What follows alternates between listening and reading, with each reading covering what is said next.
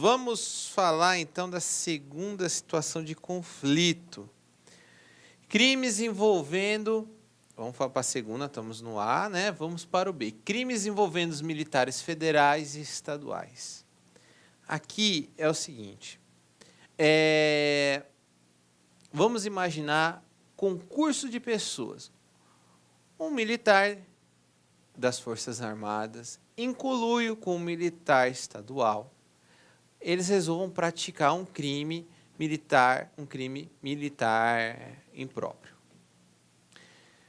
Nessa situação, ou crime militar próprio, mas enfim, o militar impróprio que é o objeto da discussão.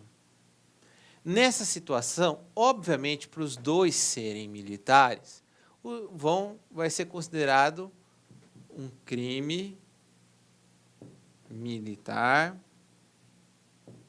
impróprio. Sim, vai responder pelo Código Penal Militar. A pergunta é, quem vai julgar? Quem que vai julgar?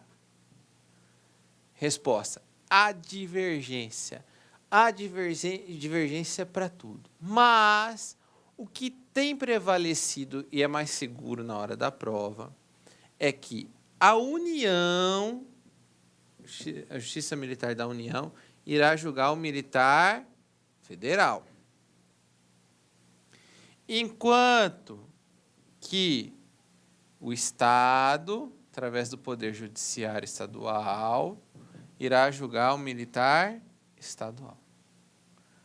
Vai haver uma separação.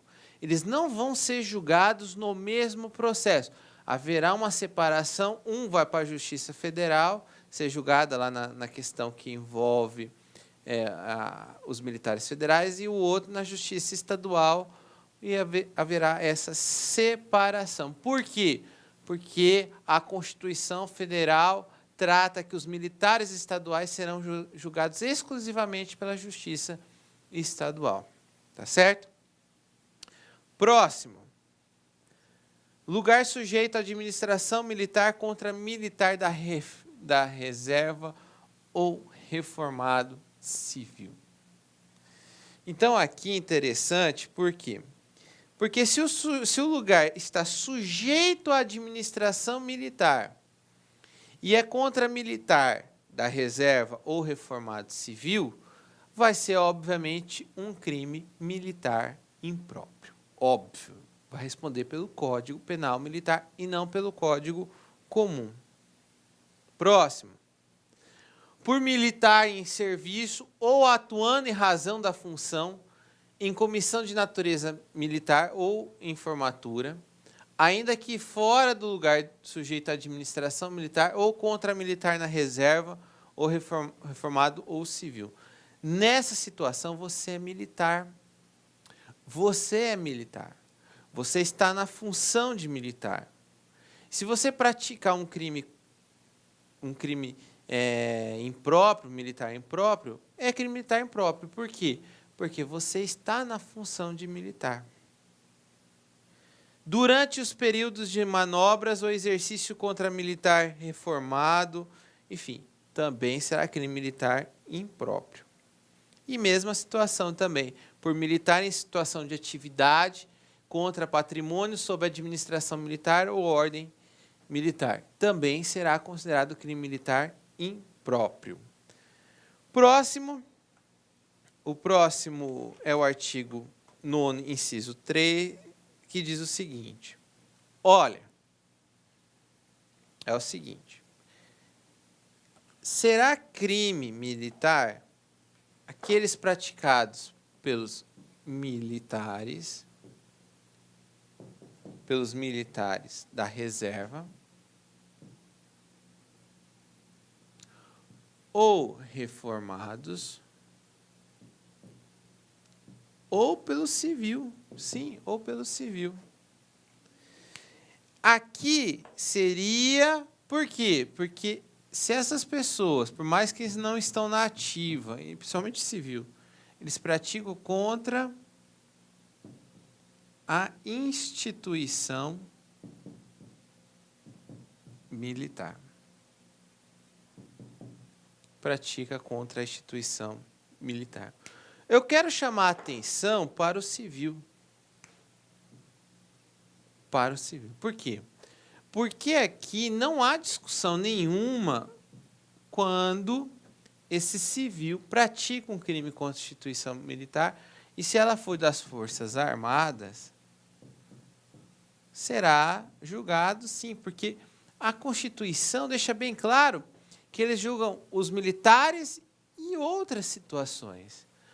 O que entra na divergência é o civil que pratica o crime, um crime contra a instituição militar. Quem que julga de instituição militar estadual?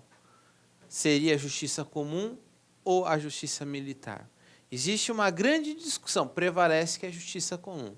Prevalece que é a justiça comum. Tá certo? Por isso, assim, olha só que interessante.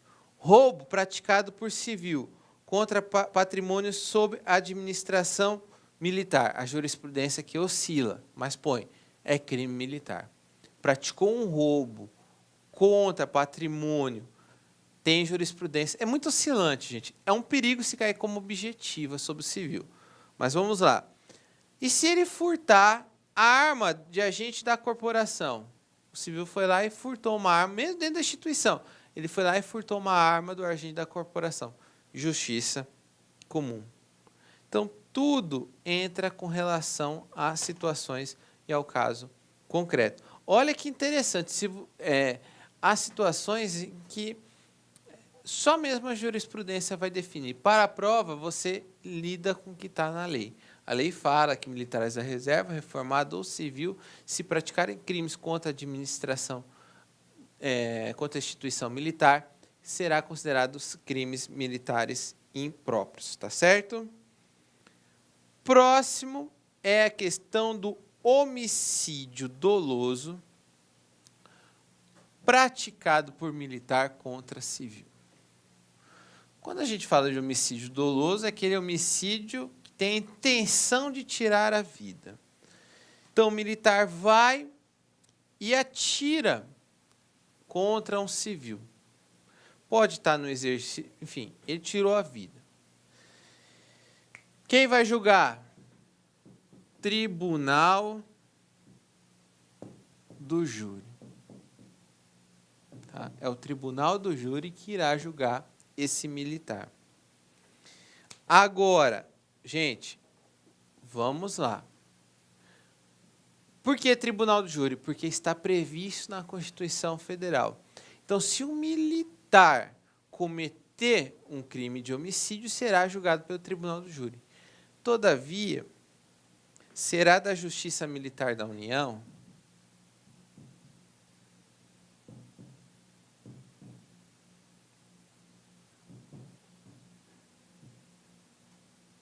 quando que será da Justiça Militar da União? Quando ele praticar um homicídio em razão de um dever. Eu falo dever no sentido que ele extrapola. Se ele praticou um homicídio, ele extrapolou. Mas, por quê? Porque esse militar da União, ele foi o quê? Ele foi atribuído a um papel. Por exemplo, a questão da pacificação lá dos morros. Chamaram a Força Nacional. A Força Nacional lá com os militares. Então, naquele momento, qualquer homicídio que fosse praticado ali, quem iria julgar era a Justiça Militar da União. Então, isso é muito importante, gente. Atividades militares, tudo que envolveu uma atividade militar das Forças Armadas e que teve uma prerrogativa para isso, se acontecer um homicídio contra a vida, será a Justiça Militar da União. O Tribunal do Júri é muito aplicado com relação aos militares estaduais. O sujeito vai lá, comete um policial, um bombeiro comete um crime, será julgado. E é contra civil, tá? Contra civil. O próximo, nós temos os crimes militares em tempo de guerra. Os crimes militares em tempo de guerra. O artigo 15 do Código Penal Militar. Primeira pergunta que se faz é a seguinte: o que é tempo de guerra? O que é tempo de guerra? Gente, tempo de guerra tem que ter um... Como é que dá? Ah, não, isso aqui é crimes cometidos em tempo de guerra. Quais são os requisitos para declarar o tempo de guerra? Primeiro requisito, muito importante, declaração ou reconhecimento. Declaração ou reconhecimento de estado de guerra.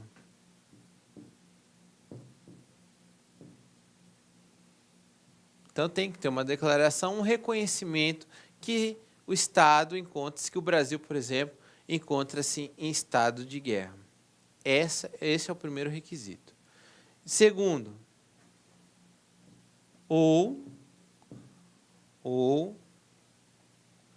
decreto de mobilização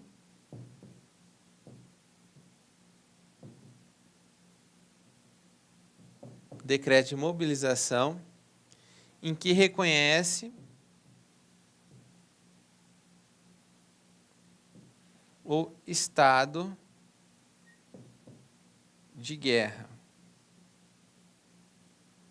Em que reconhece o estado de guerra. Então, percebam, tempo de guerra é quando existe uma declaração, um reconhecimento, ou quando tem uma mobilização, em que há necessidade de uma mobilização interna, e essa mobilização se dá porque reconhece que existe o estado de guerra.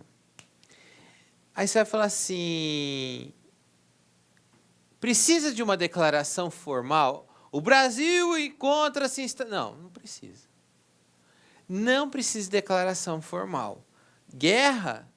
A guerra, quando eu falo de declaração formal, é o seguinte: precisa a Venezuela chegar e falar, estou em guerra com o Brasil para poder já inserir os crimes militares em tempo de guerra? Não. Depende de declaração formal. Basta apenas o reconhecimento. Se houver uma mobilização, por exemplo, se tropas, todo mundo já for lá na fronteira, ficar cercando a Venezuela, e aquela mobilização já está em mobilização de guerra, já estamos em estado de guerra. Não precisa haver uma declaração formal de um país falando, estou em guerra com você. Não precisa disso. Não precisa. Mesmo que o país fale, mas eu não estou em guerra com o Brasil. O Brasil fala, eu estou. Acabou. Tá certo? Quando que encerra a guerra? O tempo de guerra. Quando que se encerra o tempo de guerra? Quando que se encerra o tempo de guerra? Primeiro, quando cessar as hostilidades. Quando cessar as hostilidades. Cessou as hostilidades, cessaram as agressões, enfim, os conflitos, encerrou-se aí o tempo de guerra. Ou, quando o presidente da República celebra a paz. Se o presidente da República celebrou a paz, também está aí, não há problema algum. Ou, por fim, com autorização ou referendo do Congresso Nacional.